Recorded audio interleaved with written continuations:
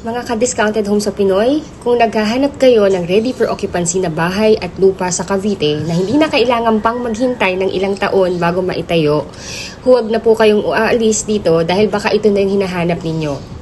At hindi lang basta bahay ang ipapakita ko po ngayon.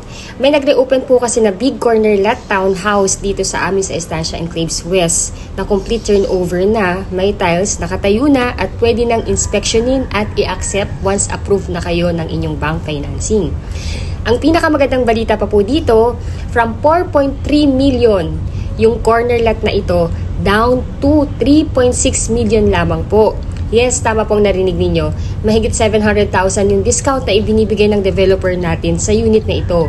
At dahil reopen unit po ito, isa lang po ang available. Kaya first come, first reserve basis po ito. So, ayan po, pinapakita ko lamang po muna sa inyo yung community ng ating Estancia Enclaves. So, right now, I am approaching sa Estancia Enclaves West para ipakita sa inyo yung actual na unit. So, kung ano po yung mapapanood nyo sa video ko na ito is ito na rin yung actual na turnover or actual na unit na makukuha ninyo.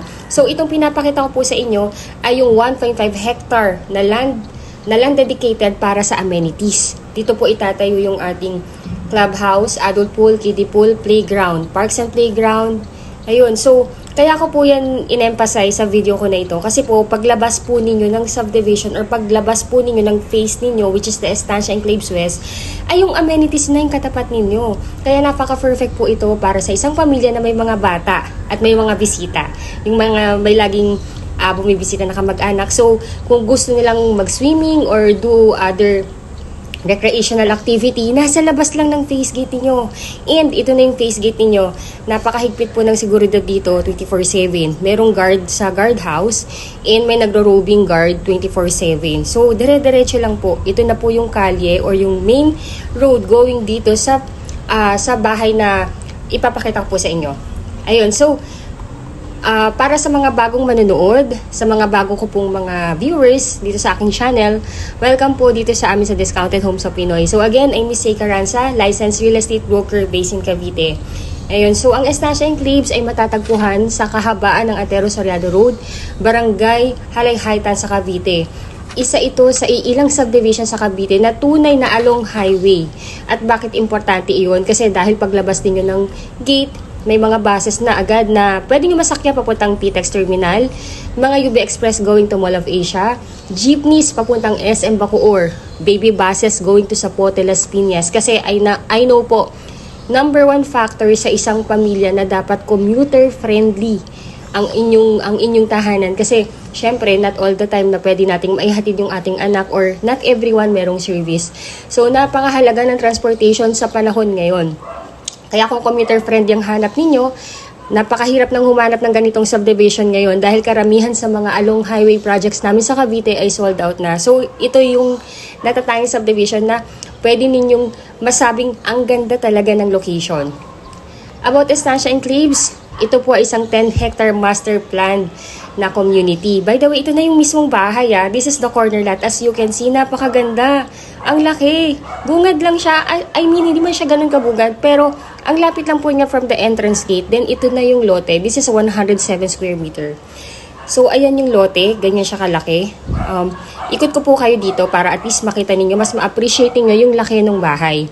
Yung laki ng bahay at laki ng lote. So, habang pinapakita ko po sa inyo yung actual na unit, i-discuss ko na rin kung ano ba ang meron sa Estancia Enclaves. Again, Estancia Enclaves is a 10 hectare master plan community. Ang maganda dito, hindi isiniksik lahat ng lote para lang makabenta. Humigit kumulang 70% ng development ay para sa residential areas, habang ang natitirang malaking bahagi, which is 33%, ay inilaan bilang open spaces para sa adult pool, kiddie pool, clubhouse, multi-purpose hall, parks and playground, chapel, basketball court. Ang advantage po kasi sa ganitong setup ay number 1, hindi masikip pang community, mas maraming open spaces para sa mga bata at pamilya, may preskong kapaligiran, mas mataas ang long-term property value, mas maganda ang quality of life ng mga residenteng nakatira dito. Hindi po ito yung subdivision na puro bahay lang ang makikita ninyo. Dalawang phase lang po ang meron tayo as of the moment. So we have the Estancia Enclaves West, itong phase na ito. Itong phase ng ating townhomes na ito na corner lot is Estancia Enclaves West where there is only 254 units. So ayan po, ito po yung actual na hatian. So as you can see, meron ng metro. Meron na ring metro ng Meralco at Tubig. So more likely move-in fee na lang. So talagang inspection na lang, then acceptance. Ayun po. So again, 254 units lang meron dito. Then sa kabilang phase, we have Estancia Enclaves East which is 402 units. Puro twin homes naman yun nandun. So sold out na rin po namin doon. May pailan-ilan lang nare-reopen. Pero ganun din po, first reserve basis. So ito na yung actual na unit na makukuha ninyo once na gusto nyo nang i-reserve. Ayun, so maswerte po yung mga nakakuha na dito dahil paglabas pa lamang ng phase ay katapat na agad yung 1.5 hectares amenities na subdivision. Literal na walking distance lang. So ito na po yung loob ng ating bahay. So naka-vinyl tiles na po siya. Yung ating mga windows, they are all swing type windows, kaya sa ventilation wise, hindi kayo kumbaga ventilation is very very good po kasi hindi siya katulad ng sliding window na isa lang yung mau-open. Ito mau-open parehas na bintana. Then naka-sliding door na kayo dito sa gilid. So this will be your living area, itong area na to. Then, ayan. So, ayun po. By the way po, dito sa amin sa Estancia, we have 2 units or dalawang model units sa pagpipilian. Which is the duplex or twin homes and the townhomes. Pareho po silang complete turnover with tiles na. So, ito po naman yung ating dining and kitchen area. Ayan. So, may na rin po siya, kitchen counter. Kaya na lang po yung mas magpapaganda pa. Ayun po, so dahil dalawa yung ating model units dito, we have the twin homes. Yung twin homes po, yun po is 3.6 million. Pero currently ngayon ay sold out na sa inventory. Then may mga pagkakataon lamang na may nagre-reopen na units and kapag meron po, first reserve basis din. So yung ikalawang model unit naman namin dito is which ito nga pong townhomes namin na napakaganda. Talagang sulit na sulit. So yun po, may available kami ngayon dito na isang corner lot. Itong corner lot na to, ito po mismo yung nag-iisang available. And we have 4 inner lot, which is, ayun po, siguro i-vlog ko na lang din yun sa mga susunod na araw. So yun po, so itong stairs natin, naka wood planks na po yan or naka wood tiles. Then naka metal handrails na rin po yan. Then, may isang toilet and bath dito sa ground floor. Ayan. So, complete fixtures na rin po yan. Ayun po. So, sa corner lot natin, again, originally, this is 4.3 million. Ayun. Pero, nagbigay ng sobrang laking discount yung developer natin. Naging 3.6 million. Then, yung inner lot, originally, 3.1 million. Now, only 2.5 million. Ayun. So, mga ka-discounted homes sa Pinoy, 101% akong sigurado na kung ikukumpara po ninyo ito sa ibang subdivision sa Cavite, napakahirap humanap ng ganitong klase na presyo, discount, along highway, ready for occupancy status, complete turnover finish. Sa bawat piso na ilalabas ninyo, talagang sulit na sulit ang value pag ito ang nakuha po ninyo. So, ayun. So, how to reserve ang unit? Number 1 po, first cash out lang is 25,000 pesos only para ma-reserve. Then, pagkatapos, within 15 days, dapat po nating mabayaran yung 2% na down payment, which is only 59,600. Corner lot na ganito kalaki ha, ganito kaganda. Hindi umaabot ng 100,000. Only 59,600 pesos only. Then within 15 days from the reservation, kasabay nito ay tutulungan na po namin kayo may process ang inyong bank financing requirements. So, mamaya i-discuss ko rin sa inyo kung ano yung complete list of requirement na kailangan nating makompleto. So, yun po sa taas. So, ito na yun, lahat ng bedrooms nandito. 3 bedrooms, 2 toilet and bath. Then, sa gilid, nakita nyo na po hanggang 3 to 4 car garage, kayang-kaya. Kung gusto nyo pang palakihin yung bahay, yes, you can do that. Then, lahat po ng kwarto dito, may provision na for the aircon. Hindi nyo na kailangang magbakbak, hindi nyo na kailangang magbutas. Naka-ready na lahat, even the saksakan. So, ayun po. So, again, the first cash out is only 25,000 pesos. Sabihan nyo lang po ako kung gusto nyo nang i-reserve yung unit. Para po, ma-email ko po sa yung reservation form, send back nyo sa akin. Kalakip ng inyong 2 valid IDs and at least 1 month payslip or certificate of employment. Then, within 15 days, yung other requirement, kailangan po natin yung ma-comply. Then, i-send back nyo po sa akin para ma-check ko yung reservation form. Then, pwede na po kayong mag-send ng inyong reservation fee sa account officer namin para ma-reserve na yung unit and mabigyan kayo ng resibo.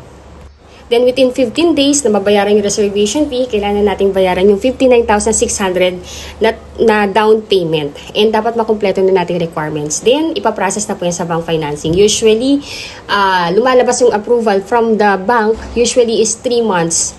Then pag may lumabas ng approval, ang inyong magiging monthly amortization, estimatedly is 26,000 plus per month.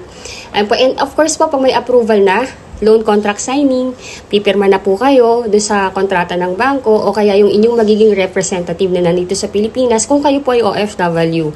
So again, kung OFW po kayo, kailangan nyo lang magtalaga ng inyong representative na siyang kakatawan sa inyo sa pagkuha ng inyong pangarap na bahay dito. Sila yung pipirma. Ayun po. Tapos po, once nakapagpirma na, pwede na tayong mag-request ng inspection and acceptance sa unit. So, mag-i-inspect kami ng inyong representative or kayo po kung nandito kayo sa Pilipinas. Then, during the inspection, pwede nyo na rin i-accept yung unit. Yung bahay po, by the way po, kaya po malaki yung discount na ino-offer ng developer natin. Kasi as is where is po siya. As you can see po, itong bahay na to is almost new and halos wala naman pong gagawin. Pero if you want to improve or redesign, kayo na po yung kayo na po yung masusunod. So, upon inspection, accept kagad. Then, pwede nyo nalipatan. As you can see po sa labas, meron na rin siyang Meralco and water. So, ready na po ito para matirhan nyo. Ayun po. So, mga ka-discounted home sa Pinoy, kung umabot po kayo hanggang dulo ng video na ito, dalawang bagay lang pong ibig sabihin nito. Una, nagustuhan po ninyo yung bahay. Pangalawa po, iniisip na ninyo kung saan nyo ilalagay yung ref, sopa at TV ninyo. Kaya bago po kayo umabot sa part na pinapangalanan na ninyo ang magiging kwarto ng mga anak po ninyo, i-message na po ako agad para masecure natin tong unit na to habang available pa. Dahil tandaan po natin, ang magandang bahay ay parang masarap na lechon sa handaan. Kapag nagdalawang isip ka, ubos na yan pagbalik mo. So again, this is Miss Say Caranza, licensed real estate broker based in Cavite. At dito po sa amin sa Discounted Homes sa Pinoy, hindi lang tayo nagbebenta ng bahay. Tumutulong po tayong magbigay ng tahanan para sa pamilya. Ayun po, so wala na po masyadong masasabi dito sa aking introduction or dito sa aking vlog na to. Kasi talagang gusto ko lang ipakita sa inyo na napakaganda, ang ganda-ganda nung na-reopen na corner lot. And I really don't want po na mawala ito or na hindi po ako yung makapag-offer sa inyo. Kasi number one po, hindi po siya pucho-pucho or hindi po siya basta-bastang bahay lang. Ang highlight kasi ng bahay na to is number one is the lot and the availability. Kasi ang ganda-ganda po. Ready for occupancy. Halos wala ka nang gagawin. Kaya kung OFW kayo at gusto niyo na po itong bahay na to, add me sa aking Facebook account. Just look or just search Zai Caranza or i-add nyo na po ako sa Viber or sa WhatsApp or i-message nyo ako sa Philippine number. Itong number po na nandito. Ito po yung aking numero. So again, if you are new to my channel, please do me a big favor. Please subscribe and hit the bell button found in the lower right of this video screen. Thank you so much for watching and bless you all po. Bye po!